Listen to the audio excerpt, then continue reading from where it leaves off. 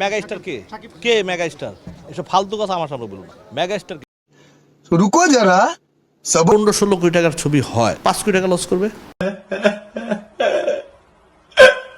আপনি কি শাকিব খান শুনলেই খেপে যান? না না, আমি খেপি নাই কিন্তু।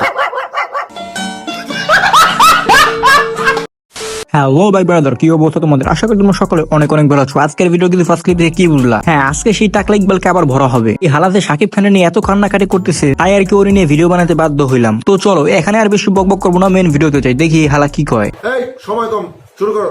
তার জায়গায় যদি আমি হিরো হইতাম, আমি সব জীবনও করতাম না।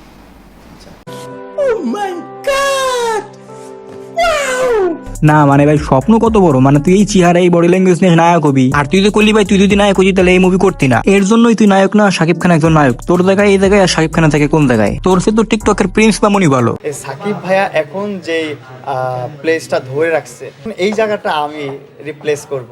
আমি ভাই টপিকের বাইরে যাওয়া যাবে না, টপিকে ফিরে আসি। না মানে এই টাকলা হালাবাদ দিয়ে নতুন এলিগেশন লাগাইছে এখানে বরবাদ মুভি নাকি অশ্লীল মুভি। যেভাবে কোকেন টানা দেখাইছি, যেভাবে আমি কোবা দেখাইছি, যেভাবে আমি পুলিশগুলো ট্রাশ পাই, জাতির জন্য ভালো। তারপর অশ্লীল তো আছেই, আরো অনেক কিছু টিকটক অশ্লীল দেখছে এগুলা। তো এটা কি জাতি শিখলো?